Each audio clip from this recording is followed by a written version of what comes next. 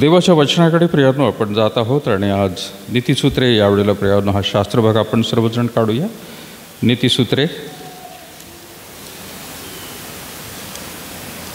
31वा अध्याय आणि 10 पासून 31 पर्यंत प्रियानो आपण शास्त्रभाग वाचणार आहोत. नीतिसूत्रे त्याचा 31वा अध्याय आणि 10 पासून 31 वचनापर्यंत. शास्त्रभागावरून कोणाला समजलं की आज कशावर बोलणार आहे? हा वुमन्स डे नाही का? कधी झाला तो? 8 मार्चला. ज्यावेळेला रविवार येतो त्यावेळेला प्रियानो आपण आवर्जून तो सगळा वुमन्स डे या ठिकाणी करत असतो. परंतु आपल्याकडे जसं वुमन्स डे, मदर्स डे हा जास्त करून प्रियानो आपण स्त्रियांसाठी आणि स्त्रियांचा सन्मान म्हणून त्या ठिकाणी आपण करत असतो. आणि पवित्र शास्त्रामधून वेगवेगळे प्रियानो आपल्याला गोष्टी पाहायला मिळत असतात. हा एक आदर्श नमुना प्रियानो सद्गुणी स्त्रीबद्दल शल्मोनाने दिलेला आहे आणि त्या काळाच्या स्त्रिया ज्या आहेत त्याबद्दल प्रियानो त्याने वर्णन केलेलं आहे. कदाचित अगदी तंतोतंत आजच्या काळामध्ये आज या ठिकाणी त्या तशाच्या तशा आपल्याला दिसणार नाहीत, परंतु वेगवेगळी परिस्थिती आहे. त्यांची परिस्थिती तिकडे वेगळी होती, आज आपल्याकडची परिस्थिती वेगळी आहे. परंतु जो एक आदर्श दिलेला आहे ज्याला आपण मॉडेल म्हणतो की तो त्या ठिकाणी सगळ्या जगातल्या स्त्रियांसाठी, तो फक्त आपल्यासाठीच नाही आहे किंवा भारतातल्या स्त्रियांसाठी नाही, पण ह्या सगळ्या गोष्टी करत असताना कदाचित इतरही स्त्रिया असतील की त्या अशा गोष्टी करत असतील, पण देवाचं सामर्थ्य आणि प्रियानो त्या सामर्थ्यामधून त्यांच्या जीवनाचा उपयोग देवाच्या राज्यासाठी प्रियानो होणं फार कठीण आहे. इतरही भरपूर स्त्रिया आहेत की त्यांनी कदाचित यापेक्षा जास्त कार्य केलेलं असेल असं म्हणू आपण, पण ज्या स्त्रीच्या मागे किंवा पुरुषाच्या मागे देखील प्रियानो नुसती स्त्रीच नाही तर पुरुषांच्या मागे परमेश्वर असतो, तो प्रियानो त्या व्यक्तीला त्याच्या गौरवासाठी प्रियानो वापर करून घेत असतो. आज शास्त्रभागामध्ये जाण्याआधी मी काही जणांना प्रियानो काही स्त्रियांबद्दल, खास करून भारतामध्ये ज्या स्त्रिया मिशनरी म्हणून आल्या प्रियानो, कदाचित आपल्याला वाटतं की फक्त पुरुष माणसंच मिशनरी म्हणून आलेले आहेत आणि त्यांची नावं आपल्याला कदाचित पटापटा तोंडावर येत असतात, पण स्त्रिया देखील प्रियानो मिशनरी म्हणून भारतामध्ये आल्या आणि भारतामध्ये येणं आणि त्यावेळेला प्रियानो भारतातल्या परिस्थितीमध्ये काम करणं आणि त्या स्त्रियांमध्ये सुद्धा त्यांनी, भारतीय स्त्रियांमध्ये त्यांनी जे काम केलेलं आहे ते प्रियानो वर्णन जर आपण ऐकलं तर मला वाटतं फार कठीण होईल की आजच्या परिस्थितीमध्ये देखील काही स्त्रियांना ते जमणार नाही किंवा आपली भौगोलिक परिस्थितीसुद्धा प्रियानो तेवढी अजून पुढारलेली नाही. जरी आपण तंत्रामध्ये, यंत्रामध्ये सर्व काही पुढं आपण आहोत, परंतु स्त्रियांच्या बाबतीत अजूनही कुठंतरी प्रियानो आपण थोडेसे मागे आहोत. थोडेसे म्हणण्यापेक्षा जगामध्ये जर बघितलं तर स्त्रिया प्रियानो आज भारत वंशाच्या स्त्रिया परदेशात जाऊन वेगवेगळ्या उच्चांक त्यांनी गाठलेले आहेत. वेगवेगळ्या स्थानांमध्ये प्रियानो त्यांनी स्थानांच्याद्वारे त्यांचं पद भूषवलेलं आहे आणि आपल्याला पाहायला मिळतं प्रियानो ही गोष्ट की देवाने त्यांचा उपयोग देखील वेगवेगळ्या आता स्थानांमधून प्रियानो करून घेतलेला आहे. आज मी विनंती करेल, काही जणांना मी जसं म्हटलेलं आहे दिलेलं आहेत, काही आर्टिकल्स आहेत, तर त्यापैकी काही जणांना 5 जणी आहेत त्यांना मी सांगितले कृपा करून त्यांनी पुढे येऊन वाचावं. त्यापैकी सिस्टर अश्विनी थोरात हे आपल्यासाठी मेरी मॅकलिन यांच्या जीवनाबद्दल आपल्याला यावेळेला वृत्तांत जो आहे ते वाचून दाखवतील. एकूण 5 स्त्रिया आहेत आणि त्यांनी सगळ्यांनी ते वाचावं ही विनंती आहे. लक्षपूर्वक ऐका प्रियानो, त्यांचं कार्य जे आहे वेगवेगळ्या स्त्रियांचं. मेरी मॅकलिन नावाची जी एक मिशनरी स्त्री आहे तिनेसुद्धा कशा प्रकारे कार्य केलेलं आहे.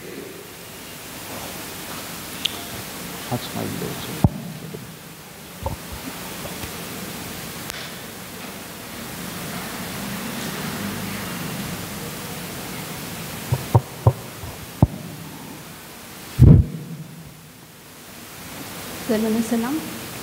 आवाज माईक चालू आहे का?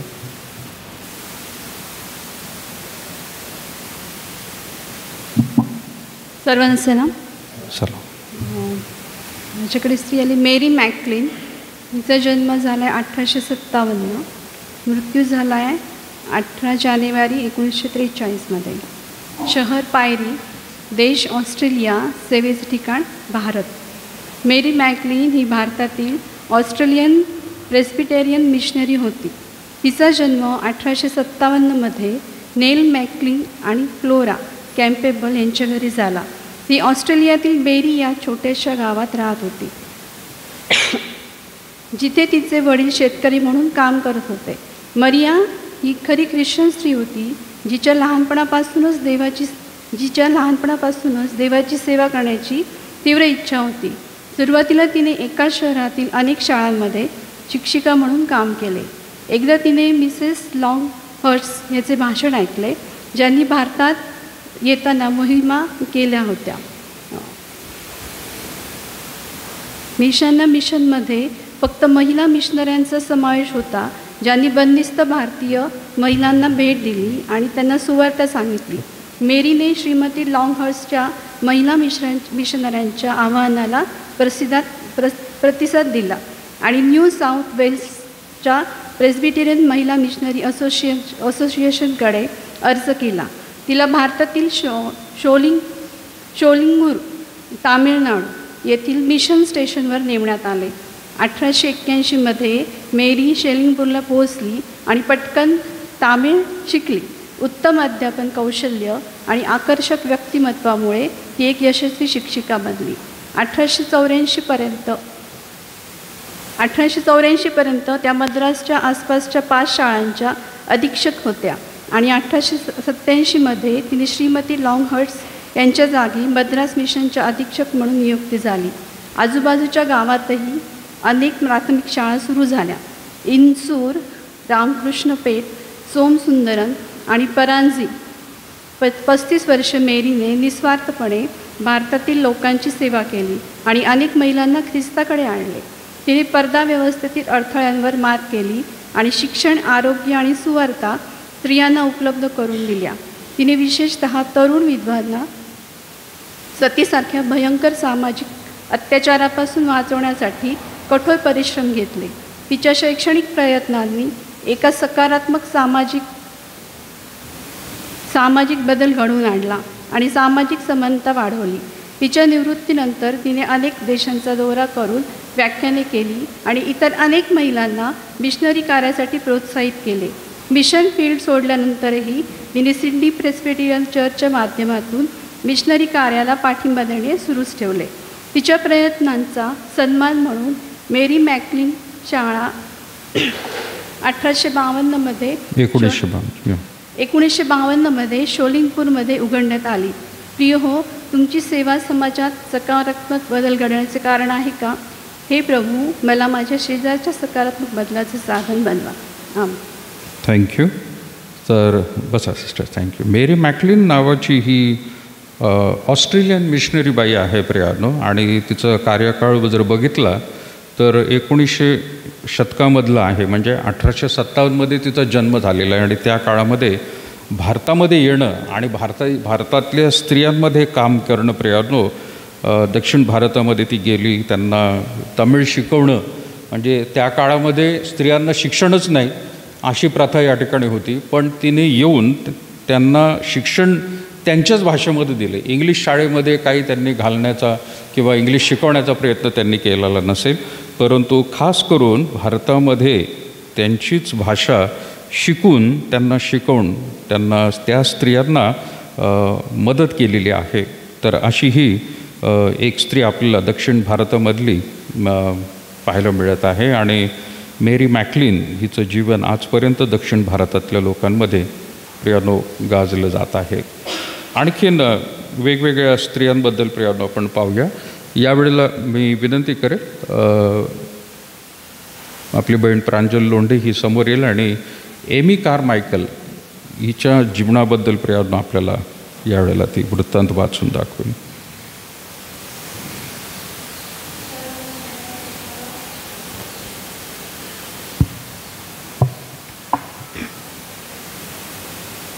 एमी कारमायकल यांच्या जीवनाविषयीचा वृत्तांत मी वाचून दाखवते. त्यांचा जन्म 16/12/1867 साली झाला आणि मृत्यू 18/1/1951 साली झाला. त्यांचे शहर काउंटी डाऊन आणि त्यांचा देश आयर्लंड, त्यांचे सेवेचे ठिकाण भारत हे होते.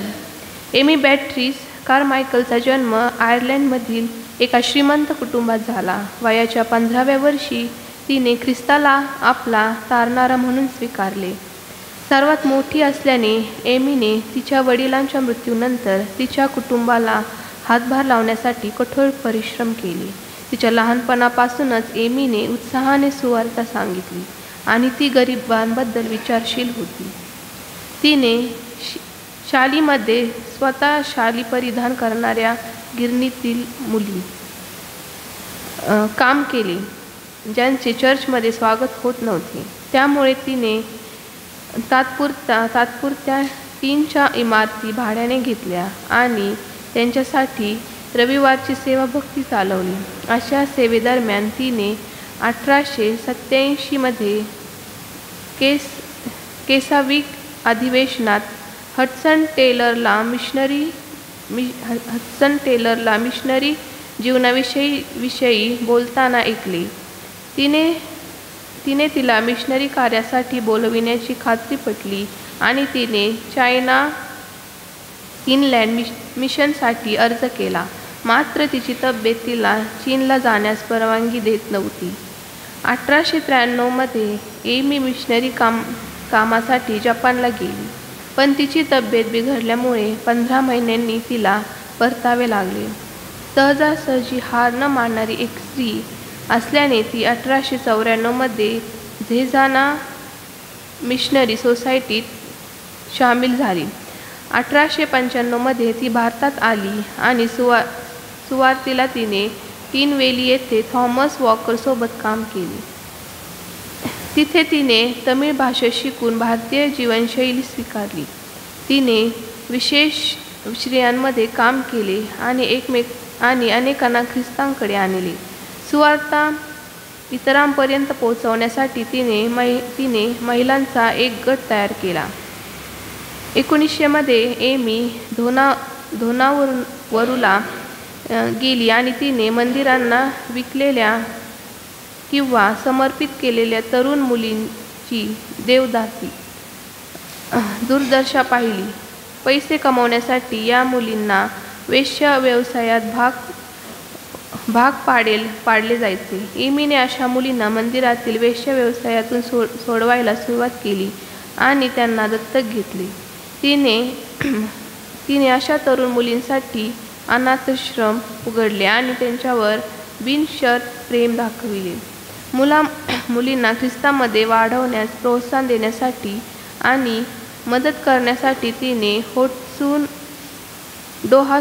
डोहानूर फेलोशिपची स्थापना केली.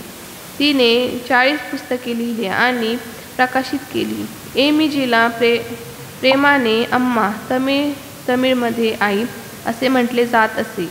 ती 1951 विश्वासूपणे तिची सांसारिक कर्तव्य पूर्ण केल्यानंतर प्रभूसोबत गेली. प्रिय हो, पापात हरवलेल्या तरुणीसाठी तुमच्याकडे ओझे आहे का? हे प्रभू, मला तरुणांना आध्यात्मिक मार्गावर नेण्यास मदत कर. आमीन. थँक्यू. एमी कारमायकल हिचं नाव प्रियानो कदाचित शालेय पुस्तकांमध्ये सुद्धा वाचायला मिळालेलं असेल असं मला वाटतं, कारण बऱ्याच जणांकडून जे ख्रिस्ती नाही आहेत त्यांच्याकडून सुद्धा प्रियानो हिचं नाव प्रियानो घेतलं जातं. आणि जसं हिचंसुद्धा प्रियानो जीवन आहे ते 19व्या शतकातलं आहे आणि त्यावेळेलासुद्धा प्रियानो स्त्रियांची परिस्थिती भारतामध्ये भयंकर होती आणि त्यातल्या त्यात भारतामध्ये ज्याला आपण म्हणतो की देवदासी प्रथा आहे त्या प्रथेमधून त्या मुलींना बाहेर काढणं, स्त्रियांना बाहेर काढणं हे फार कठीण प्रियानो होतं. अस्तित्वात असलेला जो समाज आहे त्यांच्या विरोधामध्ये जायचं, त्यांच्या धार्मिक गोष्टींमध्ये भाग घ्यायचा आणि एक स्त्री म्हणून प्रियानो तिने ह्या सगळ्या गोष्टी केलेल्या आहेत. तर 19व्या शतकामध्ये हे फार कठीण आहे प्रियानो, परंतु एमी कार्मायकल हिनेसुद्धा प्रियानो आपल्याला जसं माहिती वाचलं आपण आता की ती आयर्लंडमधून मिशनरी म्हणून इथं आली होती भारतामध्ये. आयर्लंड हा देश सोडून प्रियानो ती इथे आली आणि जवळपास 40च्या वर तिने पुस्तकं त्या ठिकाणी लिहिलेली आहेत. आणखीन एक प्रियानो आपण वाचूया, कॅथरीन बूथ. पाळकीनबाईंना विनंती आहे कृपा करून त्यांचं जीवन ते वाचतील, ज्याला आपण प्रियानो बूथ हॉस्पिटल म्हणतो. तर हे बूथ, विल्यम बूथ नावाचे गृहस्थ मिशनरी आणि त्यांची ही पत्नी, तर तिचंसुद्धा जीवन प्रियानो काय होतं, कशा रीतीने सुरू केलं आहे आपण ऐकूया.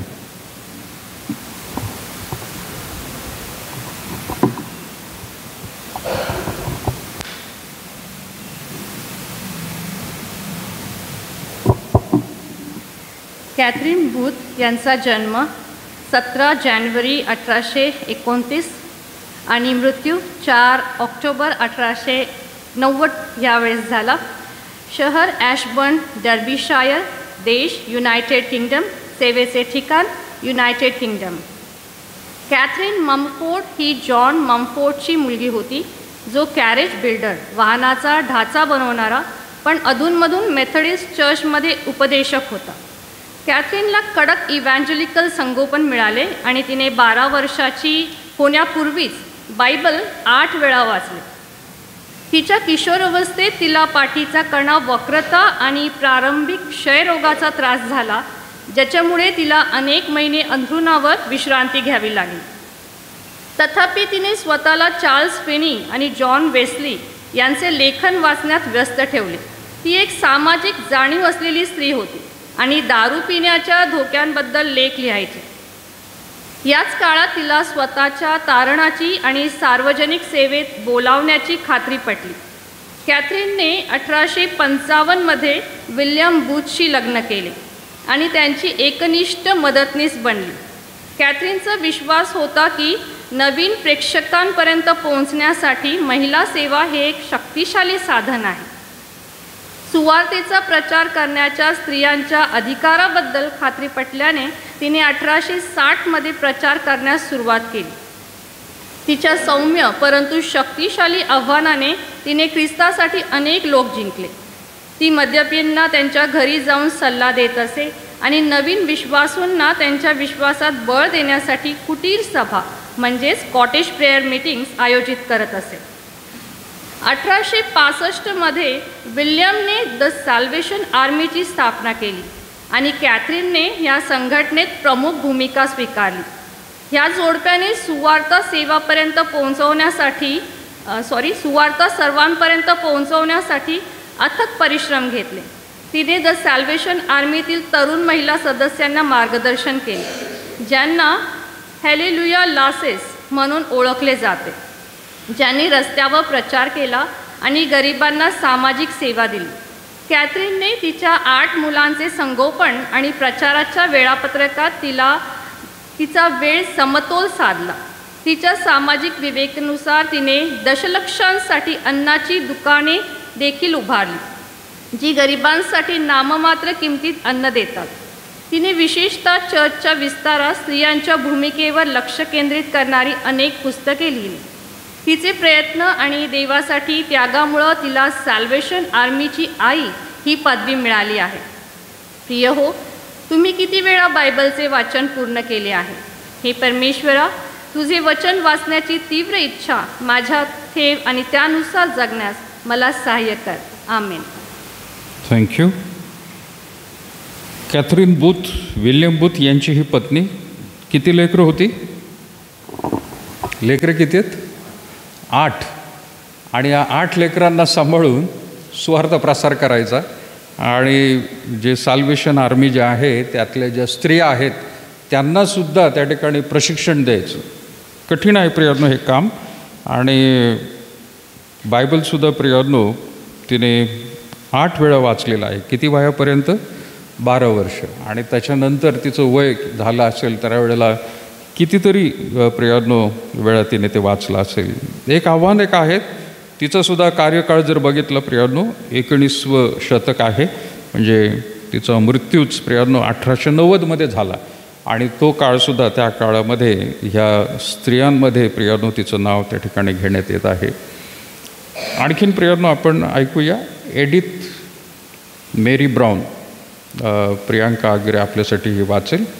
एडिथ मेरी ब्राऊन नावाची ही सेविका आहे, तिच्याबद्दल देखील आपण वाचूया. आणि त्यानंतर सिस्टर प्रतीक्षा लोंढे आपल्यासाठी वाचतील. एडिथ मेरी ब्राऊन, त्यांचा जन्म 24 मार्च 1864 झाला. मृत्यू 6 डिसेंबर 1956 झाला. शहर कंबरलँड, देश इंग्लंड, सेवेचे ठिकाण भारत. एडिथ मेरी ब्राऊन ही भारतातील ब्रिटिश वैद्यकीय मिशनरी होती. अगदी लहान वयातच तिचे वडील गमावल्यानंतर ती तिच्या कुटुंबासह लंडनला गेली. तिथे तिने केम्ब्रिजच्या गिर्टन कॉलेजमध्ये पदवी प्राप्त केली. मिशनरी असलेल्या तिच्या बहिणीकडून प्रेरित होऊन मेरीने वैद्यकीय मिशनच्या कामात रस निर्माण केला. तिने एडिनबर्गमधील लंडन स्कूल ऑफ मेडिसिनमध्ये प्रवेश केला आणि 1891 डॉक्टर ऑफ मेडिसिन म्हणून पदवी प्राप्त केली. मेरीने आव्हानात्मक मिशनरी कार्यासाठी तिला दिलेले आव्हान ओळखले आणि बॅप्टिस्ट मिशनरी सोसायटीमध्ये सामील झाली. तिला भारतात पाठवण्यात आले. तिथे ती 1891 आली. तिला वैद्यकीय आणि नर्सिंग केअरची नितांत गरज भासली आणि अशावेळी जेव्हा अनेक स्त्रिया पर्दा प्रणालीच्या त्रासाखाली होत्या तेव्हाच तिने भारतीय महिलांना विशेषतः सुईणीच्या शिक्षण देण्याचा निर्णय घेतला. अल्प कालावधीसाठी तिने इतर मोहिमांशी समन्वय साधला आणि दिल्ली आणि पंजाबमधील गावांमध्ये वैद्यकीय सेवा केली.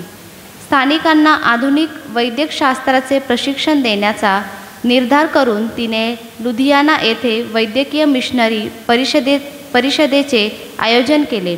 मनापासून प्रयत्न करून तिने लुधियानामध्ये भाड्याच्या इमारतीत वैद्यकीय शाळा सुरू केली. नंतर 1994 मेरीने भारतीयांना वैद्यकीय विज्ञानाचे प्रशिक्षण देण्याच्या उद्देशाने ख्रिश्चन महिलांसाठी North Indian School of the मेडिसिनची स्थापना केली.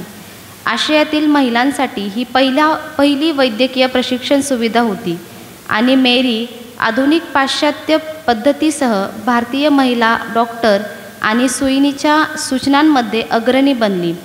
4 विद्यार्थी आणि 4 प्राध्यापकांसह सुरू झालेली संस्था महिला ख्रिश्चन वैद्यकीय विद्यालयात वाढली आणि नंतर मुली आणि मुले दोघांनाही वैद्यकीय शिक्षण देणारी ख्रिश्चन वैद्यकीय महाविद्यालय बनली. मेरीने सर्व धर्माच्या लोकांची सेवा केली आणि ती आनंदाने आणि मनापासून केली. राजाला योग्य वाटणाऱ्या प्रत्येक जीवाला तिने आपली सेवा दिली, कारण ती नेहमी म्हणायची, माझे कामे राजासाठी आहे. तिच्या प्रयत्नांमुळे अनेक भारतीय स्त्रियांना त्याच्या आत्म्याने आणि त्याच्या शरीरातील आरोग्यामध्ये तारण मिळाल्याने दिसून आले. प्रिय हो, तुमचा व्यवसाय सुवार्तेचे साधन आहे का? प्रभू, तुला जे पाहिजे ते माझ्याशी कर. मला फक्त इतरांच्या सेवेसाठी वापर. आमेन. थँक्यू. एडिथ मेरी ब्राऊन प्रियानो हिचं सुंदर वर्णन आपण ऐकलेलं आहे आणि तिने जे सुरू केलेलं आहे 4 विद्यार्थी 4 प्रोफेसर पुढं जाऊन हेच प्रियानो लुधियानामध्ये एक मोठं ख्रिश्चन हॉस्पिटल आहे. माहिती आहे का नाही मला माहीत नाही तुम्हा लोकांना, पण ख्रिश्चन मेडिकल कॉलेज म्हणून प्रियानो ते नावाजलेलं आहे. जसं एक वेल्लोरला आहे तमिळनाडूला, तसं प्रियानो पहिलं जे आहे पंजाबमध्ये त्या ठिकाणी प्रियानो एडिथ मेरी ब्राऊन यांच्यामुळे ते सुरू झालेलं आहे. मृत्यू बघितला 1956 साली त्यांचं झालेलं आहे आणि इंग्लंडवरून त्या आपल्यामध्ये प्रियानो आल्या आणि त्यांनी मिशनरी म्हणून कार्य केलेलं आहे. शेवटचं प्रियानो आपण एक वाचूया. त्या ठिकाणी क्लॅरिंडा नावाची एक मिशनरी आहे आणि सिस्टर प्रतीक्षा आपल्यासाठी वाचतील. क्लॅरिंडा.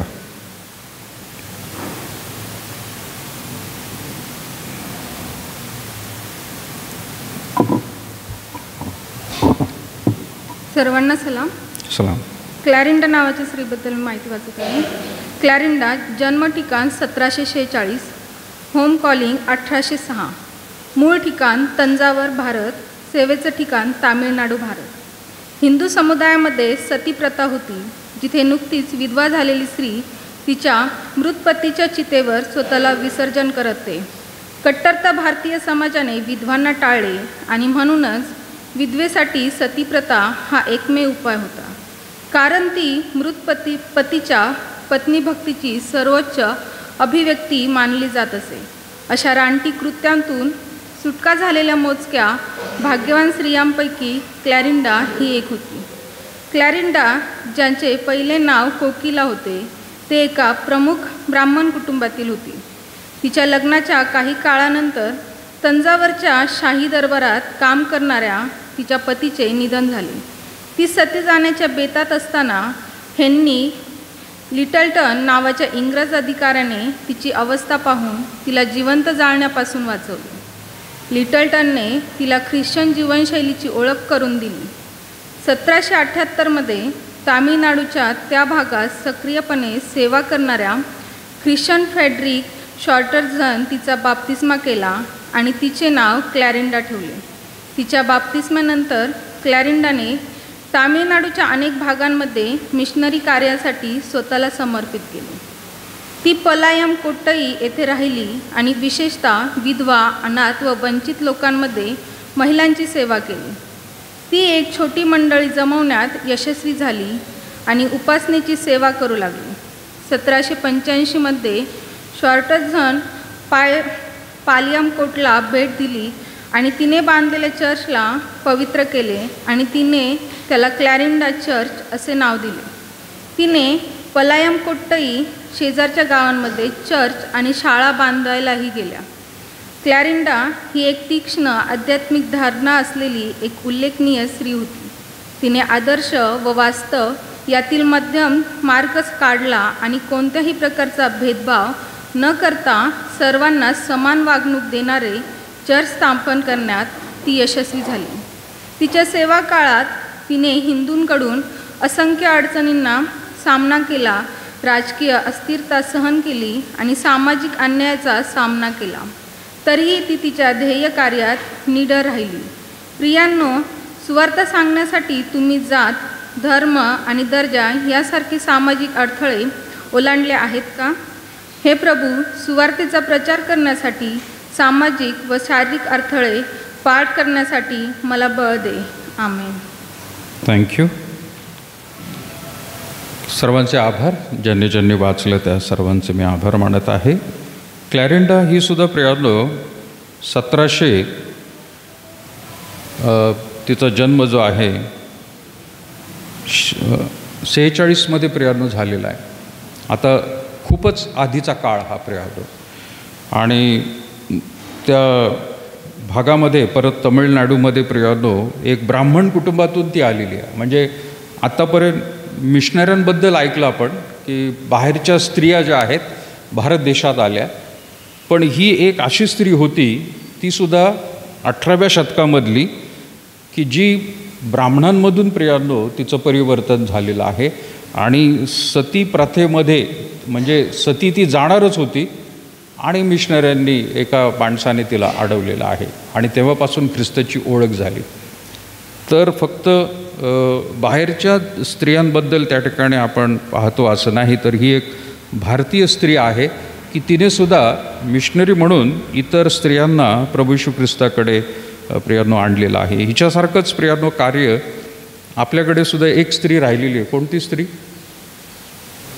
महाराष्ट्रात पंडिता रमाबाई, नाही का? त्यांनीसुद्धा अशाच रीतीने कार्य केलेलं आहे. प्रियांनो, थोडासा आजचा काळ आणि त्यांचा काळ याच्यामध्ये जर तुलना केली तर भयंकर तफावत आहे प्रियांनो. आज जेवढं स्वातंत्र्य स्त्रियांना आहे किंवा जेवढ्या त्या प्रियांनो शिक्षण घेत आहेत किंवा घेतलेलं आहे, तर त्या काळामध्ये हे फार कठीण होतं. आणि त्या काळामध्ये स्त्रियांमध्ये काम करणं हे पुरुषांनासुद्धा प्रियांनो पुरुषांमध्ये काम करणं तर कठीणच आहे. भारतामध्ये येऊन भारतीय प्रथांमध्ये प्रियांनो त्या ठिकाणी व्यस्त राहणं, पण हे देवाच्या सामर्थ्याने प्रियांनो त्यांनी हे केलेलं आहे. देवापणे त्यांना उंच केलेलं आहे.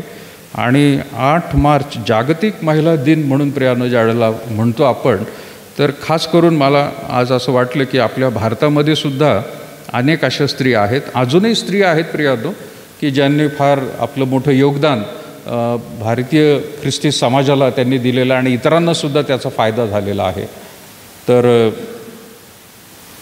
माझा विश्वास आहे ह्या काही गोष्टी ज्या आहेत आपल्याला कदाचित सगळ्यांना प्रेरणादायी होतील.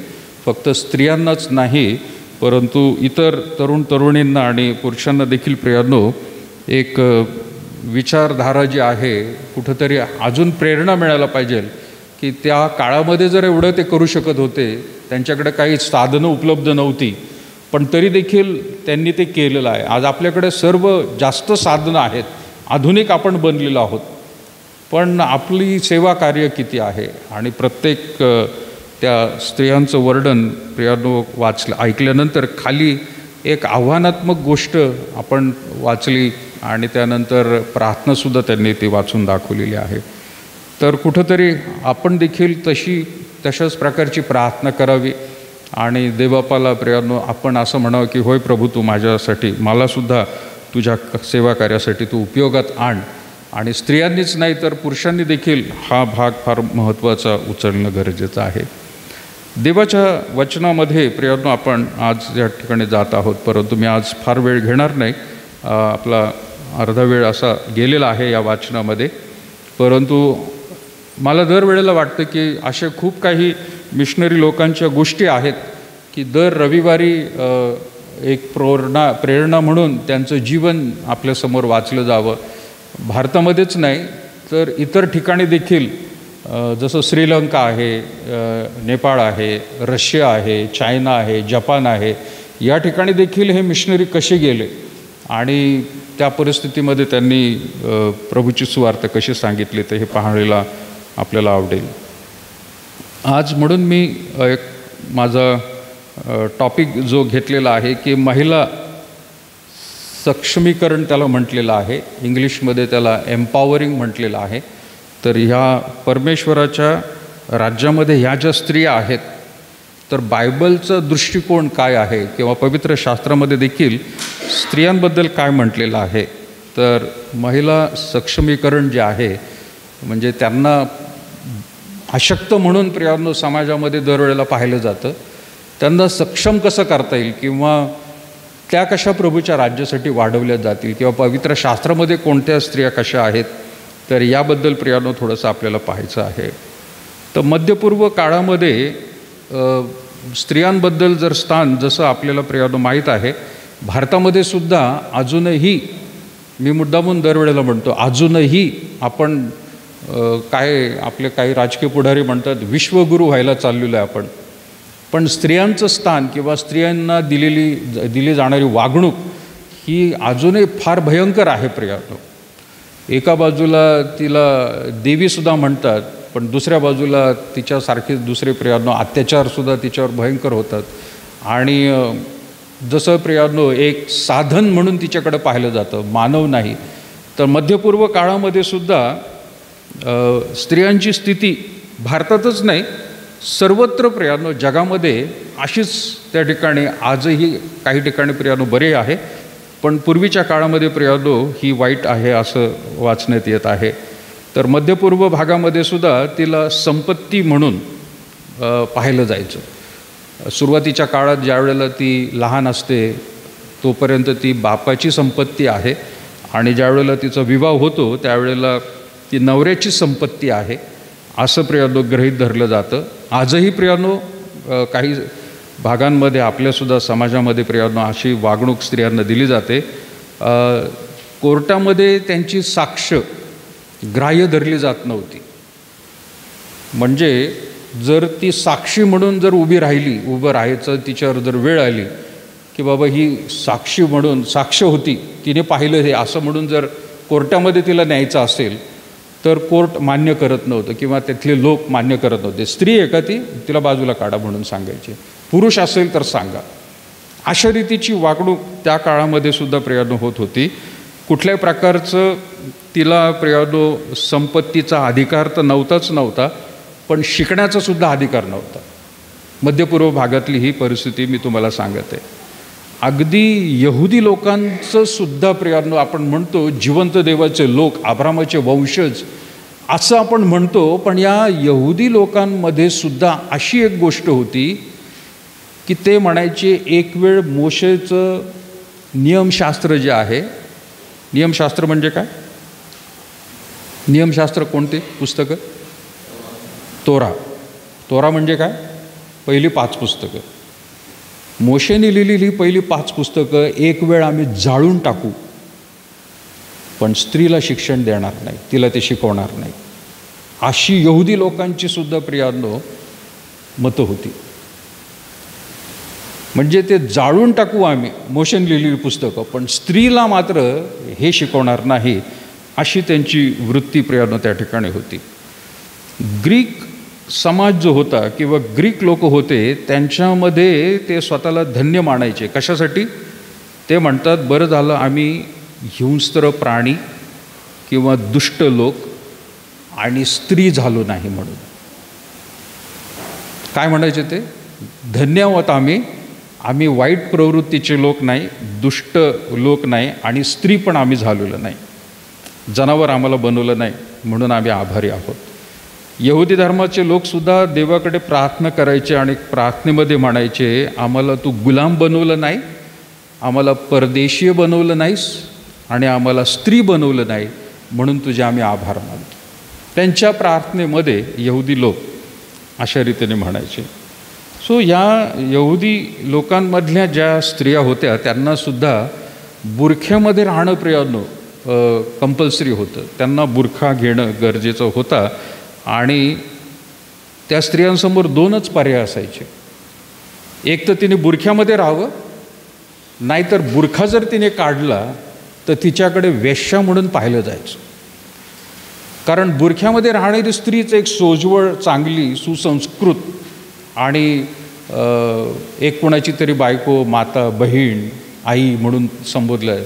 पण जर ती बुरख्याच्या बाहेर आली किंवा तिने बुरखा जर काढून टाकला तर तिच्याकडे लगेचच वेश्या दृष्टिकोनातून बघायचे, आणि तिने जर तसा राहण्याचा जर निश्चय केला बिना बुरख्याचं, तर तिला समाजामधून भयंकर छळ आणि नाना प्रकारच्या अत्याचारांना सामोरं जावं लागायचं.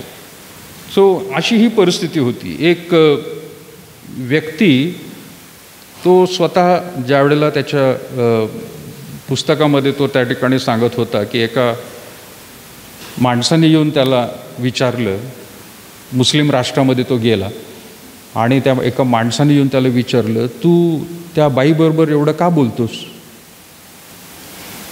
तर तो मनुष्य म्हणाला, ती माझी बायको आहे म्हणून मी बोलतो. तर तो मुस्लिम माणूस म्हणाला, म्हणून काय झालं? बाहेर समाजामध्ये उभं राहून तुझ्या बायकोबरोबर सुद्धा तू बोलायचं नाही असं. इतका दबाव समाजाचा आहे प्रियांनो. मुसलमान राष्ट्रांमध्ये सुद्धा स्वतःच्या बायकोबरोबर सुद्धा बाजारात म्हणा, समाजात उभं राहून तुम्ही बोलू शकत नाही. आपल्याकडे सुद्धा प्रथा होती, आणि कदाचित आपल्यापैकी काही स्त्रिया त्याच्यामधून गेलेल्या असतील, की आपल्याकडे प्रथा काय होती की पुरुषाने पुढं चालायचं नवऱ्याने, आणि बायकोने किती लांब असं का पुढं चालायचं. बायकोने कितीतरी हात लांब चालायचं, मागं समोर, या दिशेला पण नाही, बरोबर तर नाहीच, अगदी मागं राहायचं. मलाही आठवतं की जरी माझे आजोबा पाळक होते, पण त्यांचं चालणं पण फास्ट होतं ना. आमची आजी थोडीशी मागंच थांबायची, मी आजीचा हात धरून चालायचो, आजोबा पुढं चालायचे. ती काय हे एवढं प्रख्यात नव्हतं असं, पण समाजाबद्दल दबाव, लोक काय म्हणतील. घरामध्ये ठीक आहे आपण बसू गप्पा मारू, पण समाजामध्ये चालताना एक अंतर ठेवून समाजाच्या प्रथेप्रमाणे चालणं गरजेचं आहे. सो जरी अशा खूप काही गोष्टी आहेत, तर जे आपण नीतिसूत्रामध्ये प्रियांनो वाचलेलं आहे की तिच्याबद्दल म्हटलेलं आहे, ते सगळं काही मी सुरुवातीला म्हणून म्हटलं हे आदर्श म्हणून प्रियांनो त्या ठिकाणी दिलेलं आहे. ह्या सगळ्याच गोष्टी एखाद्या स्त्रीच्या जीवनात असतीलच आणि असाव्यात 100%, असं त्या ठिकाणी प्रियांनो म्हटलेलं नाही आहे. पण सद्गुणी स्त्री त्याच्याबद्दल वर्णन प्रियांनो वेगवेगळ्या रीतीने करण्यात आलेलं आहे.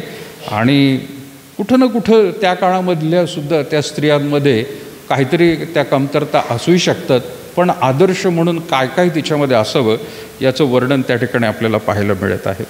पण ज्यावेळेला आपण ह्या स्त्रीकडे प्रियानो जेव्हा आपण पाहतो वचनामधून, प्रियानो ज्यावेळेला तिच्याबद्दल वर्णन केलं तर समान परमेश्वराने लेखलेलं आहे. जरी मगाशी आपण म्हटलं अब्रामाचे वंश यहुदी लोक म्हटलं जातात आणि हे यहुदी लोकसुद्धा अशा रीतीने स्त्रियांना वागणूक द्यायचे, पण देवाने कुठेही त्यांना तसं काही सांगितलेलं नव्हतं किंवा देव त्या दृष्टिकोनातून पाहत नव्हता. उलट आपण जसं आपण पाहतो प्रियानो की पहिला अध्याय उत्पत्ती 1:27 त्या ठिकाणी म्हटलेलं आहे की देवाने आपल्या प्रतिरूपाचा मनुष्य निर्माण केला आणि देवाचे प्रतिरूप असा तो निर्माण केला. आणि मग पुढं काय लिहिलेलं आहे शेवटचा भाग 27 वचन, नर व नारी अशी ती निर्माण केलेली आहे. देवाने निर्माण केलेली आहे नर आणि नारी. आणि अभ्यासक प्रियानो बऱ्याच वेळेला या गोष्टी असं सांगतात की देवाने स्त्रीला बनवलं, पण बनवत असताना कुठून बनवलं तिला? आदामाच्या कोणत्या भागातून? तळपायातून, डोक्यावरून, डोक्याच्या केसातून नाही. फासळी म्हणजे काय? ना वरती ना खाली, पण समान लेखलेलं आहे. सो खुद्द परमेश्वराने जर पुढाकार घेऊन पुढे जाऊन कदाचित त्याला माहीत असेल की अशा रीतीच्या गोष्टी कदाचित समाजामध्ये होऊ शकतात आणि म्हणून फासळीमधून अगदी बरोबर म्हणून प्रियानो त्याने काढलेला आहे. आणि मग दुसरा अध्याय त्याचा 18 वचनसुद्धा प्रियानो त्या ठिकाणी म्हटलेलं आहे, मग परमेश्वर देव बोलला मनुष्य एकटा असावा हे बरे नाही, तर त्याच्यासाठी अनुरूप सहाय्यक त्याने शोधावा. असं लिहिलं आहे का? नाही, अनुरूप सहाय्य मी करीन म्हटलेलं आहे, मी बनवेल. म्हणजे स्त्रीला सुद्धा आदमाला तर घडवताना सुद्धा काळजी घेतलेली आहे. आता बऱ्याच वेळेला आमच्याही घरात असे जोक्स होतात. पाळकीनबाई म्हणतात आम्हाला चांगलं बनवलेलं आहे, तुमच्यामध्ये जी कमतरता आहे ते आमच्यात भरून काढली, तुमच्यात अशक्तपणा आहे, किंवा आम्ही स्त्रिया ज्या आहोत आम्ही फार चांगल्या सुंदर. बरोबर आहे, पुरुष कुठे एवढे सुंदर असतात आहे का नाही? ती सुंदरता देवामध्येच, देवाने काय केली स्त्रियांमध्येच भरून काढलेली. पण त्याने खास काळजी घेतलेली आहे तिथं. म्हणून म्हटलेलं आहे की त्याने नुसतीच फासळी काढून तयार केलेली नाही, पण तिथं म्हटलेलं आहे की परमेश्वर देवाने अनुरूप सहाय्य, तर त्यांच्यासाठी अनुरूप सहाय्य मी करीन म्हटलेलं आहे, मी करेन. आणि हा एक मुद्दा नेहमी तरुणांसाठी सुद्धा मी म्हणत असतो की स्वतःहून तुम्ही तुमचं सहाय्यक शोधू नका, असं पवित्र शास्त्रामधून सुद्धा आपल्याला दिसतं. स्वतःहून शोधू नका, मी करीन म्हणतोय तो, मी तुम्हाला देईन, योग्य वेळेला योग्य त्या गोष्टी करणार आहे.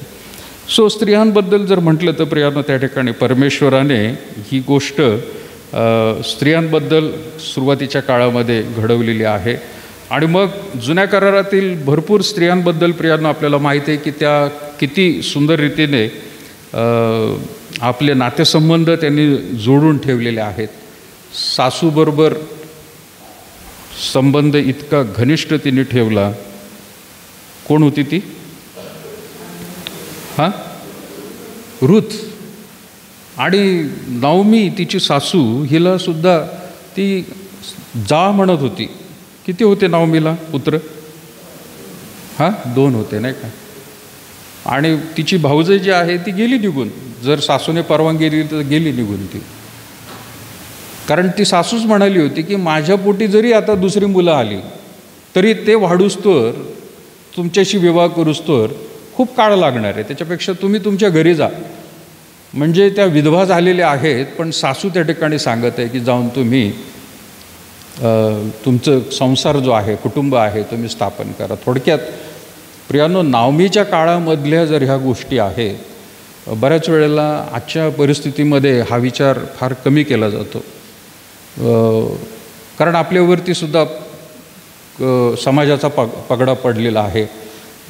जसं प्रियानो आपल्या भारतीय समाजामध्ये सुद्धा स्त्रियांचं विधवा स्त्रियांचं लग्न कठीण आहे.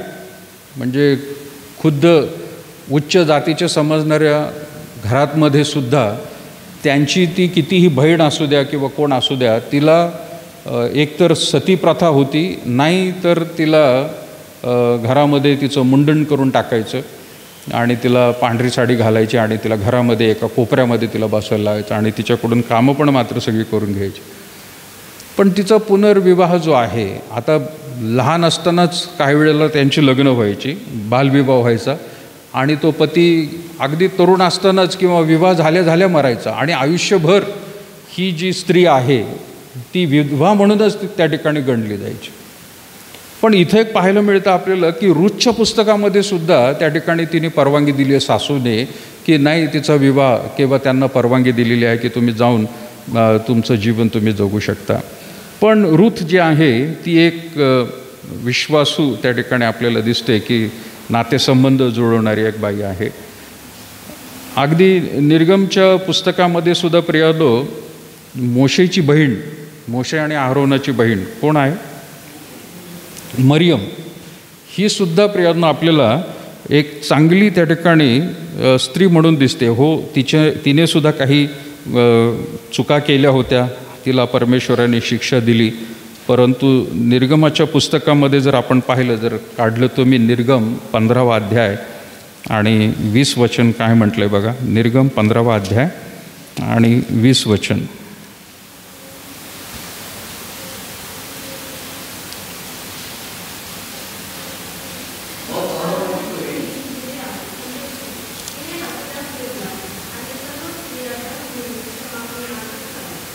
आणि 21.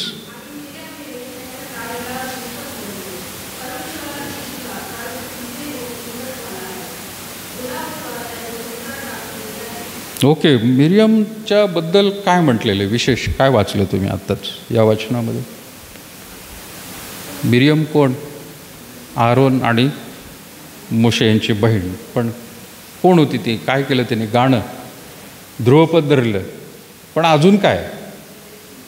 कोण होती ती? संदेष्ट्री. तिथं लिहिलेलं आहे. काय म्हटले प्रियानो? मग अहरोनाची बहीण मिरियम संदेष्ट्री हिने हाती डब घेतला. म्हणजे ती सुद्धा त्या काळामध्ये सेवा करणारी संदेष्ट्री. संदेश नुसताच नाही, भविष्य सांगणारी, लोकांना मार्गदर्शन करणारी. म्हणजे स्त्रियांबद्दल आजही मंडळांमध्ये प्रियानो अशी काही संस्था आहेत, असे काही लोक आहेत की स्त्रीने उभं राहून शिकू नये. हे पावलाने जे सांगितलेलं आहे तेच पाळायचं. पण पावलाने ते वर्णन का लिहिलेलं आहे, कशामुळं लिहिलेलं आहे, त्याचा पार्श्वभूमी काय आहे? जसं ब्रदरन चर्च आहे प्रियानो एक, की ते फक्त पुरुषांनाच व्यासपीठ देतात, स्त्रियांना ते फक्त बसून ऐका म्हणतात, तुम्ही काही करायचं नाही. आता काही ठिकाणी प्रियानो ब्रदरन चर्चेस आहेत, त्या ठिकाणी स्त्रियांना प्रार्थना दिली जाते, ऑफरिंगसाठी म्हणा किंवा कुठल्यासाठी. पण ते म्हणतात नाही नाही नाही. पण इथं ज्या वेळेला प्रियानो आपण वाचतो ती संदेष्ट्री होती. अगदी बायबलच्या दुसऱ्या पुस्तकामध्ये एक स्त्री देवाची सेवा करणारी आहे आणि तिच्याबद्दल प्रियानो आपल्याला वर्णन मिळतं. आणि मग मिखाच्या पुस्तकामध्ये सुद्धा तिचं वर्णन प्रियानो सापडतं. म्हणजे ती एकटी फक्त जुन्या करारामध्ये सापडते असं नाही, तर मिखाच्या पुस्तकात 6वा अध्याय आणि 4थं वचन काय म्हणतं बघा. मिखा 6वा अध्याय आणि 4थं वचन, तिथे सुद्धा प्रियानो तिचं नाव घेण्यात आलेलं आहे. पुढे वाचेल. मिखा 6वा अध्याय 4थं वचन.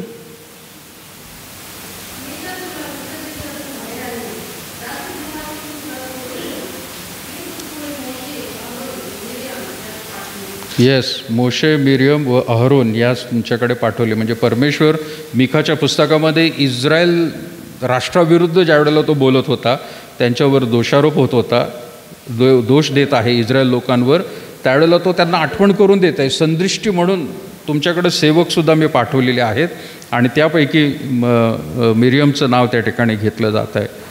आणि दुसरी एक आपल्याला पाहायला मिळते स्त्री, म्हणजे ती कोण आहे की जी न्यायाधीशाचं काम केलं, दबोरा नाही का. तिच्याबद्दल पण प्रियानो शास्त्र्यांच्या पुस्तकात 4था आणि 5वा अध्याय 2 खास मोठे अध्याय आहेत. तुम्हाला ते पाहायला मिळेल की दबोरा तिच्या कार्यकाळामध्ये सुद्धा ती त्या काळामध्ये कशी न्यायाधीश म्हणून प्रियानो तिने काम केलेलं. युद्ध लढण्यासारखे निर्णय जे आहेत ते तिने घेतलेले आहेत. म्हणजे स्त्रिया काय कमकुवत आहेत असं नाही प्रियानो, परंतु त्यांना तसं लेखण्यात येतं किंवा त्यांच्यावरती तशा रीतीचा दबदबा ठेवला जातो. आणि जसं आजच्या समाजामध्ये सुद्धा काही लोक म्हणतात की बाबा तिला चपलेसारखं वागवा, चप्पल झिजली की बदलून टाकायला पाहिजे किंवा चप्पल ही घातली की दुसरी पण एक तयार ठेवायची, अशा रीतीची वागणूक समाजामध्ये आहे. मागील आठवड्यामध्ये कॉलेजमध्ये सुद्धा एक आमचा विषय चालला होता आणि बायबलच्या संदर्भामध्ये डिस्कशन चाललं होतं. तर माझ्या एका मित्राने मला एका सोशलिस्टचं पुस्तक काढून दाखवलं आणि त्याने सांगितलं की याच्यामध्ये सुद्धा तुम्ही जे म्हणता ते लिहिलेलं आहे. आणि तिथं त्या पुस्तकामध्ये रुसो नावाचा एक सोशलिस्ट आहे, त्याने तिच्यात लिहिलेलं आहे एदेन बागेतलं वर्णन. आणि तो म्हणतो की त्या स्त्रीमुळं म्हणजे हवाबाईमुळं आदमाने पाप केलेलं आहे. म्हणजे त्या हवेचं त्या पुरुषाने ऐकलं आणि म्हणून खरं तर जगामध्ये पाप स्त्रीपासून आलेला आहे. तर तो समाजकार्य जो करणारा व्यक्ती किंवा सामाजिक समाजकार्यकर्ता जो आहे सोशलिस्ट रुसो, तो म्हणतो की कधीही स्त्रियांचा सल्ला तुम्ही घेऊ नका पुरुषांनी आणि स्वतःचे निर्णय तुम्ही घ्यायला शिका.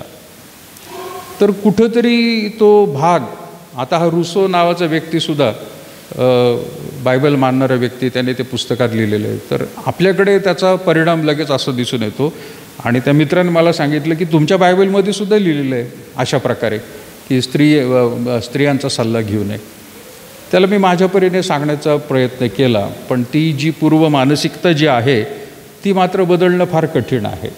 समाजामध्ये, कुटुंबामध्ये नवरा बायकोंनी जसं राहावं प्रियानो, वेगवेगळ्या स्त्रिया याच्यामध्ये आपल्याला पाहायला मिळतात. आणि मग नवीन करारामध्ये देखील बऱ्याच स्त्रियांनी, हे मी जुन्या कराराबद्दल बोलत होतो, पण नवीन करारामध्ये बऱ्याच स्त्रियांनी प्रभू येशू ख्रिस्ताला सेवा कार्यामध्ये मदत केलेली आहे. म्हणजे स्वतःच्या पदरचा पैसा खर्च करून येशूला मदत केलेली आहे. वाचलं का तुम्ही कधी असं? त्या स्त्रिया होत्या नवीन करारामध्ये आणि त्याचा उल्लेख त्या ठिकाणी दिलेला आहे प्रियानो. वेगवेगळ्या रीतीने आपण एक एक करून आधी बघूया की पेत्राची सासू, तिचं नाव आपल्याला माहीत नाही, पण मत्तईच्या 8व्या अध्यायात तिथं दिलेलं आहे की येशू ख्रिस्ताने तिला बरं केलेलं आहे. आणि मग एक कनानी स्त्री आहे, तिलासुद्धा तिच्याबरोबर संभाषण करत असताना तो म्हणत आहे की माझ्या घरच्या मुलांचं जेवण जे आहे ते कुत्र्यांना कसं खायला घालू. म्हणजे त्या कनानी स्त्रीचं रिक्वेस्ट होती की येऊन स्पर्श कर माझ्या मुलीला, त्या ठिकाणी तू बरं कर म्हणून. पण तो म्हणाला की माझ्या आधी यहुदी अब्रामाचे लोक जे आहेत त्यांना मी आधी माझं सर्व काही देईल. आणि मग ती स्त्री त्याला म्हणते की बाबा ठीक आहे, तुझ्या ताटातलं नाही मागत, पण ताटातून खाली पडलेला जो चूर आहे तो तरी आम्हाला खायला दे. मी तर यहुदी नाही आहे, मी तर अब्रामाची वंशज नाही, मी कनानी आहे, पण मला तेवढा चुरा तरी खायला मिळेल असं कर, मी जास्त काही मागत नाही आहे. म्हणजे प्रभू येशू ख्रिस्त तिची देखील प्रियानो विनंती ऐकते. मग याईरीची मुलगी, तिला देखील प्रभू येशू ख्रिस्त बरं करत आहे. मग रक्तस्राव असलेली स्त्री, तिला देखील संभाषणामध्ये आपल्याला नवीन करारामध्ये पाहायला मिळत आहे. एका विधवा बाईचा मुलगा, तिला प्रभू उठवतो. आणि शेवटी मार्था आणि मरिया यांच्याबरोबर देखील संभाषण प्रियानो आपल्याला पाहायला मिळत आहे. पण ज्यावेळेला आता ह्या गोष्टी आपण पाहतो, एक खास करून सामरी स्त्री हिच्याबद्दलचं संभाषण की जे प्रभू येशू ख्रिस्ताचे शिष्य आहेत त्यांनासुद्धा थोडंसं अवघड वाटतं त्यावेळेला. कारण शमरोनामधली जी स्त्री आहे, सामरी स्त्री आहे, तिच्याबरोबर कुठल्याही रीतीचं संभाषण, स्त्रीबरोबर मुळातच संभाषण नको आहे पुरुषाचं. कारण हा यहुदी आहे आणि ते शमरोन म्हटल्यावरती मिक्स ब्रीड आहे, तर त्यांच्याशी काही संबंध ठेवायचाच नाही. त्यातल्या त्यात ती स्त्री आहे, तिच्याबरोबर तर बोलायचंच नाही. पण ज्यावेळेला शिष्य जेवण आणायला जातात आणि परत एकदा येऊन बघतात तो हिच्याशी बोलत आहे म्हटल्यावरती त्यांनाही प्रश्न पडतो. खास तिलासुद्धा, शमरोनी स्त्रीलासुद्धा प्रश्न पडतो. ती म्हणते तुम्ही यहुदी आणि मी तर सामरी आहे, तुम्ही माझ्याबरोबर कसं काय संभाषण करता, आणि ते सुद्धा उघड्यावरती सगळ्यांसमोर. आणि मग ती गोष्ट आपल्याला माहिती प्रियानो, पण प्रभू येशू ख्रिस्ताने तशा प्रकारचा भेदभाव जे त्याच्या समाजामध्ये त्या काळामध्ये सुद्धा प्रियानो करत होते, तो त्या दबावाखाली आला नाही, पण त्याला जे योग्य वाटलं त्या प्रकारेच ते केलेलं आहे. आणि त्या एका सामरी स्त्रीमुळं ज्यावेळेला सगळं काही तिच्याबरोबर संभाषण झालं, तिच्यामुळे प्रियानो त्या शमरोनामध्ये प्रभू येशू ख्रिस्ताची सुवार्ता झाली. कारण तिने नंतर सगळं काही आपले पाण्याची जे भांडी आहेत ती तिथंच टाकली आणि ती गेली आणि सांगितलं, मी ज्याला पाहिलं आहे किंवा माझ्याबद्दल जे काही त्याने सांगितलं आहे सगळं खरं, त्याला येऊन बघा तुम्ही, तो मसीहा आहे असं म्हणून लोक सगळे गावातले त्याच्याकडे आले आणि त्यांना ख्रिस्त समजला. तर एका त्या गोष्टीमुळं जर प्रभू येशू ख्रिस्त त्यावेळेला म्हटलं असतं की शिष्यांना वाईट वाटेल किंवा शिष्य काय म्हणतील, मला ह्यांच्यापर्यंत पोहोचायचं आहे किंवा त्यांच्यापर्यंत सुवार्ता घेऊन जायची, मग हिच्याशी नको बोलायला, असं जर त्यांनी निर्णय घेतला असता तर प्रियानो शमरोनातल्या त्या लोकांचं तारण त्यावेळेला कदाचित झालं नसतं. पण तो समाजाच्या दबावाखाली गेला नाही, त्याला जे योग्य वाटलं त्याने ते केलेलं आहे. आणि मग त्यानंतर प्रियानो स्त्रियांबद्दल आपल्याला वेगवेगळ्या रीतीने वाचायला मिळतं की प्रेषितांच्या पुस्तकामध्ये हा एक महत्त्वाचा मुद्दा मला खास करून सांगायचा आहे की जे लोक विरोध करतात, स्त्रियांनी वचन गाजवू नये किंवा शुभवर्तमान सांगू नये आणि त्यांनी मिशनरी म्हणून सुद्धा काही करू नये, तर इथं प्रेषितांच्या पुस्तकामध्ये प्रियांनो आपल्याला पाहायला मिळतं 2 अध्याय आणि 18 वचन, विशेष करून सावकाश रीतीने वाचलं तर तुम्हाला समजून येईल काय म्हटले तिथे बघा. प्रेषितांचे पुस्तक 2 अध्याय आणि 18 वचन.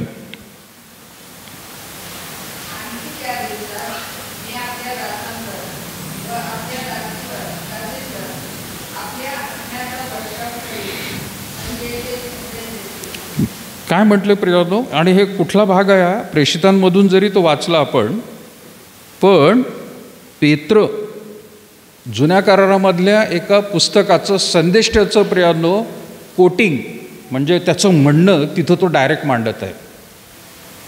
आणि कुठला आहे तो संदेष्टा? योएल संदेष्टा 16 वचनामध्ये लिहिलेलं आहे. 2 अध्याय प्रेषित 2:16. परंतु योएल संदेष्टाने जे सांगितले होते ते हे आहे. आणि मग त्याने सांगायला सुरुवात केली 17 वचनापासून 18 पुढेपासून प्रियानो.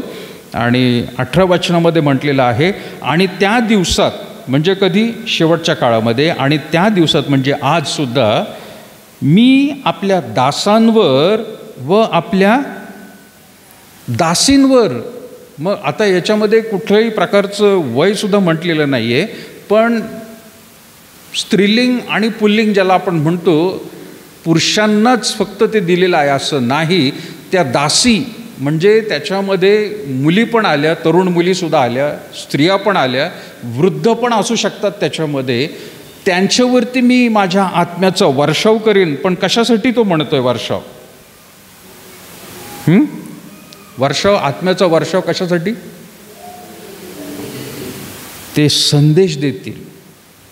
बायबल सांगते या ठिकाणी प्रिया, पवित्र शास्त्र सांगते स्त्रियांनी सुद्धा देवबापाची सेवा करणं योग्य आहे.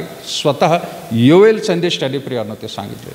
आज कित्येक लोक त्याला विरोध करतात, परंतु इथे मात्र परमेश्वराने सांगितले की शेवटच्या दिवसात आत्म्याचा वर्ष होईल. म्हणजे योएल संदेष्टाचं कोटिंग त्याने प्रभू येशू ख्रिस्ताच्या पुनरुत्थानानंतरच्या काळामध्ये, प्रेषितांच्याच काळामध्ये त्यांनी ते वापरलेलं आहे. म्हणजे त्यावेळेस वेळेला पवित्र आत्मा आला आणि सर्व, आणि आजही प्रियानो जे कोणी प्रभू येशू ख्रिस्ताला आपलं देव म्हणून स्वीकारतात, पापांचा अंगीकार करतात, वचनाप्रमाणे वागायचा निश्चय करतात, त्यांना देवाचा आत्मा त्या ठिकाणी प्रियानो तो चालवतो. आणि म्हणून संदिष्टी स्त्रिया देखील ह्या प्रियानो महत्त्वाचं कार्य करणारे आहेत. नवीन करारामध्ये पाहायला मिळतं प्रियानो, आपण मार्क जो आहे त्याची आई, आणि त्या मार्कच्या आईचं नावसुद्धा मरिया होतं.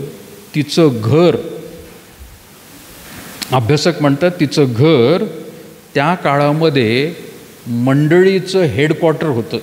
मार्क कृत शुभवर्तमान हा जो व्यक्ती आहे त्याची आई, त्या आईचं घर होतं ते सुरुवातीच्या काळामध्ये सर्व सेवकांसाठी हेडक्वार्टरसारखं काम करत होतं. म्हणजे ती स्वतः त्या ठिकाणी जातीने ह्या सर्व गोष्टींकडे लक्ष देत होती की जे देवाचे प्रेषित आहेत, सेवक आहेत, त्यांचं त्या ठिकाणी बैठका चांगल्या होतील, त्यांचं जेवण खाण चांगलं होईल, त्यांचं नियोजन चांगलं करता येईल आणि प्रभूचं राज्य कसं वाढवता येईल. तर स्त्रियांचं देखील त्यामध्ये मोठा एक सहभाग आहे. युरोप खंडामधून पावलाने पहिल्यांदाच जिला सुवार्ता सांगून प्रभूकडे आली त्या स्त्रीचं नाव काय? लुदिया नावाची स्त्री, ज्याला इंग्लिशमध्ये लिडिया म्हणतो, युरोप खंडामधून पावलाच्या सुवार्तेच्या द्वारे पहिल्यांदा प्रभूकडे आलेली कोण आहे, तिचं वर्णन प्रेषितांच्या पुस्तकांमध्ये प्रियांनो आपल्याला पाहायला मिळतं. प्रिस्किल्ला नावाची एक आहे देवाची सेविका. अपोलोस नावाच्या संदेष्ट्याला हे दोघं नवरा बायको, प्रिस्किल्ला आणि ॲक्विल्ला, हे दोघं अपोलोसला करेक्शन देतात. म्हणजे तो मोठा प्रचारक आहे पौलासारखा, अपोलोस पण आहे, पण हे साधे चर्चमधल्या मंडळीमधले दोन सेवक आहेत, नवरा बायको आहेत, प्रिस्किल्ला आणि ॲक्विल्ला.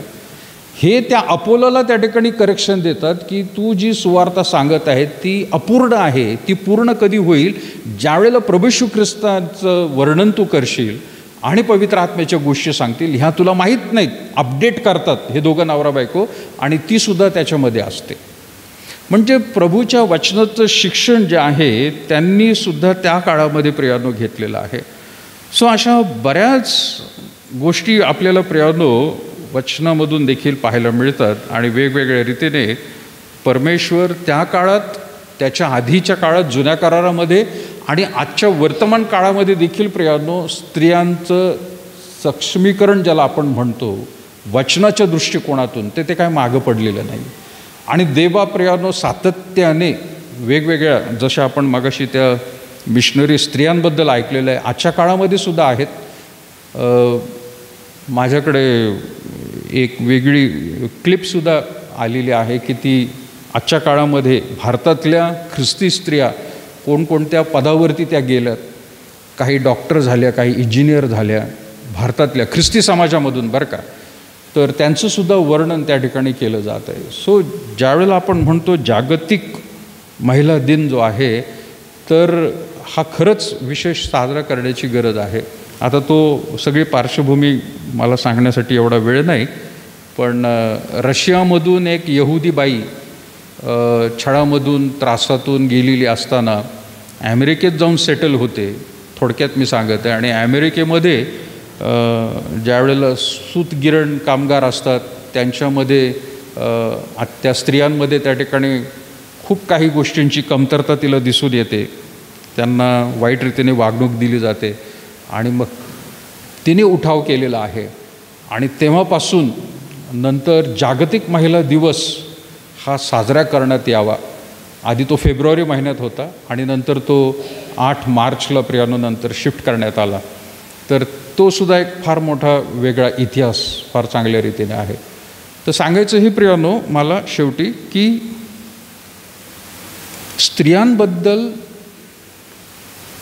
चांगली सक्षमीकरण ज्या गोष्टी बोलतोय आपण ते फक्त आणि फक्त ख्रिस्ती लोक आणि हा ख्रिस्ती लोकांचा देव आणि त्याचं पवित्र शास्त्र हेच प्रियांनो बोलू शकतात. दुसऱ्या कुठल्याही धर्मातले लोक स्त्रियांना नेहमी खाली दाबलं जातात. आणि म्हणून मला असं म्हणायचं आहे की जर आपला देव स्त्रियांना पुरुषांच्या समान लेखतो, पवित्र शास्त्रामध्ये एवढ्या काही गोष्टी, पवित्र बायबलमध्ये प्रियांनो स्त्रियांबद्दल एवढ्या गोष्टी लिहिलेल्या आहेत, आणि जर आपल्या कुटुंबातल्या स्त्रियांना जर आपण अजूनही वाईट वागणूक देत आहोत तर आपल्यासारखे मूर्ख लोक पृथ्वी तलावर कोणच नाही. जो देव आपल्याला मदत करतोय आणि त्या स्त्रियांबद्दल प्रियांनो विशेष वर्णन करून तो दाखवत आहे की त्यांना स्वतः देव एक समान लेखत आहे, तर आपण कोण आहे त्यांना दुय्यम स्थान देणारे. पण जसं मी दरवेळेला म्हणत असतो प्रियांनो की आपल्या लोकांवर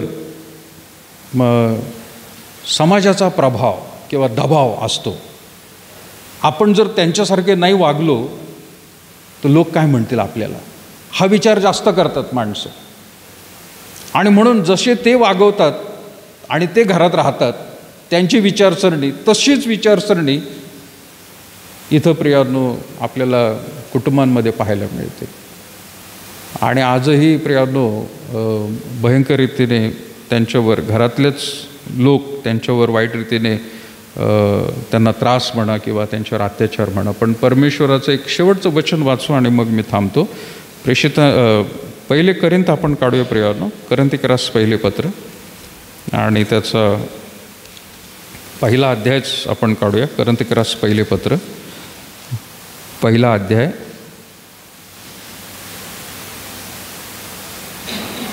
27 वचनापासून वाचूया आपण, 27 ते 30 पर्यंत.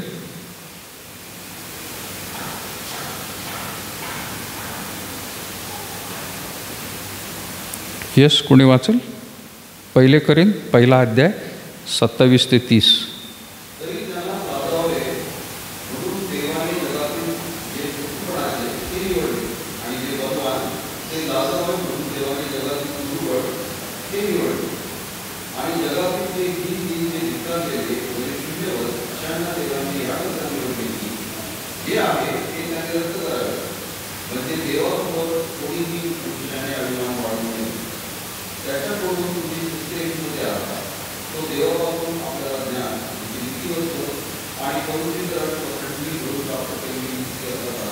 येस, देवाने काय केलेलं आहे?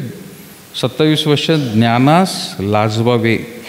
आपल्या समाजामध्ये एखादा गट आहे, म्हणजे भारतीय समाजात, की त्यांना असं वाटतं की सगळं ज्ञान त्यांच्याकडेच आहे आणि ते जे करतात ते अगदी बरोबर आहे. पण इथं म्हटलेलं आहे ज्ञानास लाजवावे म्हणून जगातील जे मूर्खपणाचे ते निवडले. म्हणजे काय? ज्यांना मूर्ख म्हटलं जातं आहे, समाज ज्यांना वाईट टाकून देतो आहे, तशा लोकांना परमेश्वर निवडतो आणि काय करतोय? आणि जे बलवान ते लाजवावे म्हणून देवाने जगातील जे दुर्बळ, खास करून स्त्रिया किंवा पुरुषसुद्धा त्याच्यामध्ये येतात, की त्यांना कदाचित वाईट टाकलेलं आहे, दुर्बळ म्हटलेलं आहे, त्यांना तो निवडतो. म्हणजे देव कुणाला निवडतो बघा आजच्या काळामध्ये. मग ते स्त्रीच नाही, फक्त पुरुषच नाही, लहान मुलं मुली किंवा तरुण तरुणी यांच्याबद्दलसुद्धा तो म्हणत आहे की कदाचित समाजातले लोक, आपल्या अवतीभोवताचे लोक आपल्याला मूर्ख म्हणत असतील, अशक्त म्हणत असतील, कमकुवत समजत असतील, पण तसं जर आपल्याला ट्रीटमेंट मिळत असेल, वागणूक, तर देव बरोबर त्यांना निवडतो. का निवडतो? सगळ्या गोष्टी कशाला करतो तो? तिथं म्हटले त्यांना लाजवावे म्हणून देवाने जगातील दुर्बळ ते निवडले आणि जगातील जे हीन, दीन व धिक्कारलेले व जे शून्यवत अशा लोकांना, अशांना देवाने याकरता निवडले की जे आहे ते त्याने रद्द करावे. म्हणजे काय? प्रथा ज्या आहेत, चालीरीती ज्या आहेत त्या रद्द करून टाकाव्यात. कारण अशा रीतीच्या लोकांना निवडून देव त्यांचा उपयोग करून घेतो, त्यांना शहाणपण देतो, बुद्धी देतो आणि देवाच्या स्वतःच्या कार्यासाठी, राज्याच्या वाढीसाठी त्यांना उपयोग करून घेतो.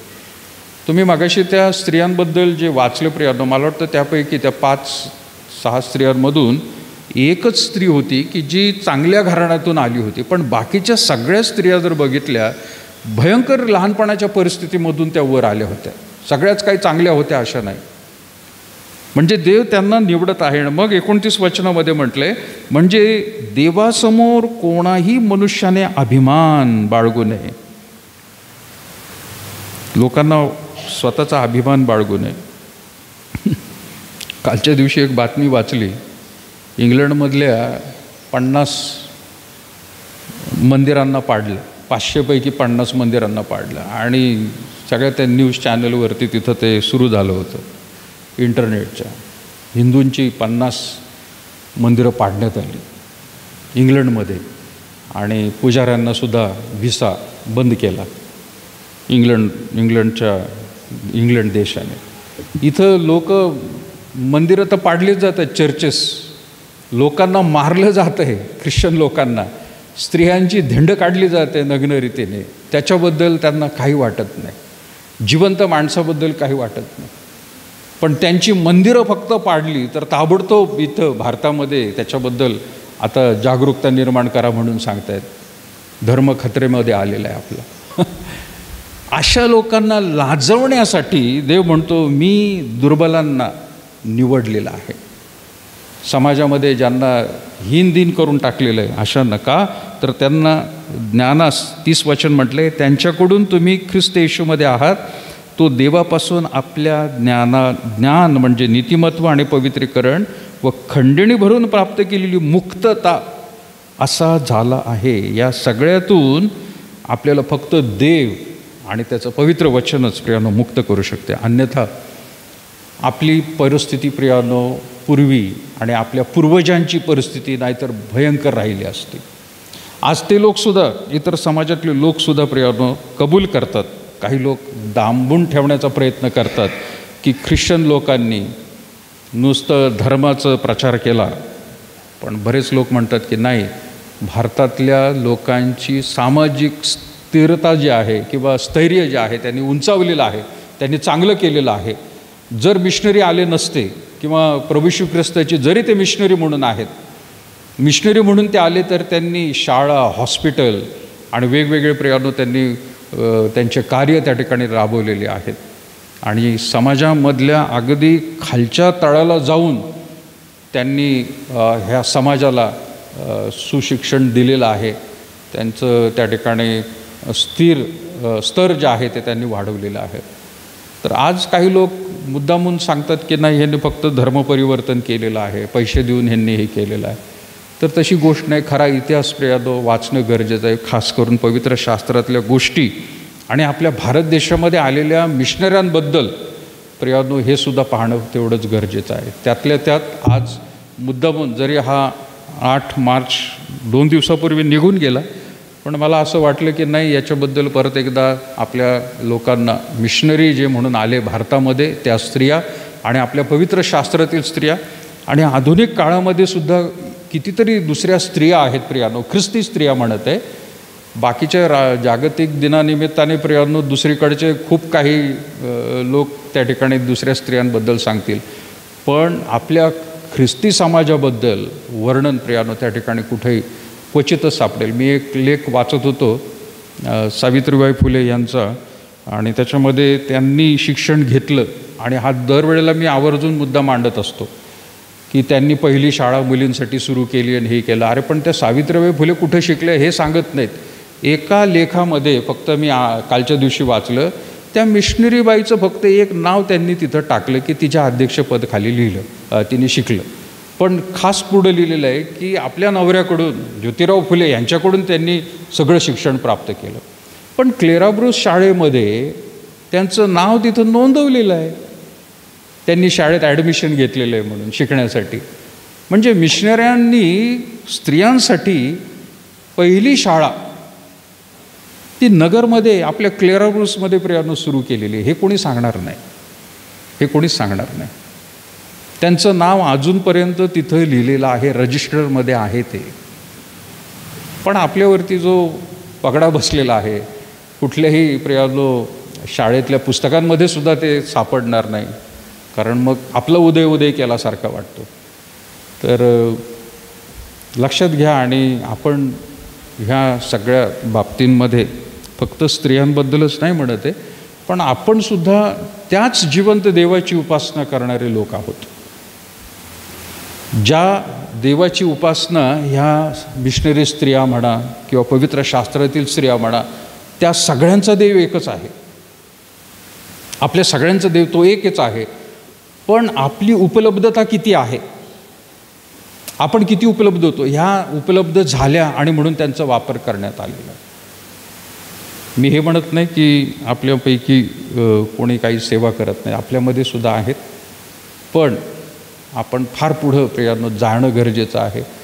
सीमारेषा आपण काढून टाकली पाहिजे आणि पुढं जाऊन प्रियानो प्रभूसाठी जे महत्त्वाच्या गोष्टी आहेत, जे प्रार्थनेमध्ये तुम्हाला देव दाखवतो आहे, त्या करत राहणं फार गरजेचं आहे. त्यावेळेला आपण म्हणू प्रियानो की आपल्या समाजामध्ये जागतिक महिला दिन हा खरंच साजरा करण्यात आलेला आहे. तर नुसतंच कुठंतरी त्यांना हॅपी वुमन्स डे आणि फूल किंवा कॉमेंट्स करणं, शुभेच्छा देणं एवढंच नाही, तर कुठंतरी परत एकदा आत्मपरीक्षण करणं, आपण कुठे आहोत, कशा प्रकारे आपण करत आहोत. आपल्या घरातल्या स्त्रियांनासुद्धा आपण कसं वागवत आहोत याच्याकडे पाहणं प्रियानं फार गरजेचं आहे. त्यांचं सक्षमीकरण जे आहे पवित्र शास्त्राच्या दृष्टिकोनातून होत आहे का नाही, तर हे पाहणं फार गरजेचं आहे प्रियानं. देवबाप तुम्हाला सहाय्य करू. प्रार्थना करूया. प्रभू, आम्ही पुन्हा एकदा विशेष तुझे आभार मानत आहोत या वेळेसाठी. बापा, तुझी कृपा दया दिली. आज वेगवेगळ्या रीतीने प्रभू वचनाद्वारे आणि तुझ्या वेगवेगळ्या दासींच्या जीवनाच्या चरित्र ऐकून आणि वाचून प्रभू आम्हाला समजून आलेलं आहे की खरोखर प्रभू तू आमचे प्रभू परमेश्वर वैयक्तिक जीवनामध्ये, आमच्या कुटुंबामध्ये किती खरोखर प्रभू तुझं जातीने तू लक्ष देतोस. ज्या गोष्टी समाजामध्ये प्रभू आहेत त्यापासून वेगळे विचार ठेवण्यासाठी आम्हाला तुझ्या पवित्र वचनामधून देखील प्रभू तू नमूद करून ठेवलेल्या गोष्टी आहेत त्या समजून घेण्यास आम्हाला तू सहाय्य कर. आम्ही कुठल्याही जातीचा, धर्माचा, समाजाचा पगडा आमच्यावरती होऊ देऊ नकोस, परंतु प्रभू स्वतंत्र प्रभू परमेश्वरा तुझ्यामध्ये जी इच्छा आहे प्रभू त्याप्रमाणे चालण्यास आमच्या कुटुंबियातील प्रियजनांना, खास करून स्त्रियांना देखील प्रभू त्याप्रमाणे वागवण्यास प्रभू तू सहाय्य कर. कदाचित आमच्यामधून प्रभू काही लोकांकडून आमच्यामधून चुका घडल्या असतील स्त्रियांना वागवण्यामध्ये, परंतु प्रभू आम्ही प्रार्थना करत आहोत की आज नव्याने प्रभू प्रत्येकाची तू भेट घे. प्रत्येक स्त्री पुरुषाला बापा तू पुन्हा एकदा तुझ्या चरणाजवळ घे आणि प्रभू तुझी इच्छा समजून त्याप्रमाणे सेवा कार्यामध्ये या भूतलावरती जोपर्यंत आहोत ती सेवा प्रभू ओळखून त्याप्रमाणे करण्यास आम्हाला विशेष मदत कर. पुन्हा एकदा सर्व स्त्रियांसाठी प्रभू आम्ही तुझे आभार मानतो. त्यांच्या वेगवेगळ्या परिस्थितीसाठी, शारीरिक दुखणं, मानसिक प्रभू अशक्तपणा किंवा त्यांची प्रभू परमेश्वर जी काही वेगवेगळ्या गोष्टींची भीती असेल आणि त्यांचं प्रभू आध्यात्मिक जीवन, या सर्व गोष्टी आम्ही तुझ्या पवित्र हातात देत आहोत. त्यांचं तू सहाय्य कर, मार्गदर्शक हो आणि खरोखर तुझ्या इच्छेप्रमाणे प्रभू या देखील मंडळीतून तुझ्या पवित्र लोकांना, स्त्रियांचा उपयोग तुझ्या राज्याच्या वाढीसाठी तू करून घे. उपस्थित असलेल्या सर्व लहान थोर प्रियांना तुझ्या पवित्र हातात देत लहानशी प्रार्थना येशूच्या नावात मागते म्हणून तो बाप्पा. प्रभूने शिकवलेली प्रार्थना म्हणूया. आपण उभे राहूया प्रियांनो. हे आमच्या स्वर्गातील बाप्पा, तुझे नाम पवित्र मानले जा. तुझे राज्य जसे स्वर्गात तसे पृथ्वीवर तुझ्या इच्छेप्रमाणे हो. आमची रोजची भाकर आज आम्हास दे, जसे आमच्या ऋणासून सोडले तसे तू आमची ऋणी आम्हास सोड आणि आम्हास परीक्षिता नकोस तर आम्हास वाटापासून सोड, कारण की राज्य, सामर्थ्य आणि गौरव सर्व काळ तुझीच आहेत. आपल्या परमेश्वराचं प्रेम, प्रभू येशू ख्रिस्ताची कृपा आणि पवित्र आत्म्याची सहभागिता आता आणि इथून पुढं सदैव तुम्हा सर्व लहान थोर, विशेष करून सर्व स्त्रियांवर आज आणि सदा सर्व काळ असो.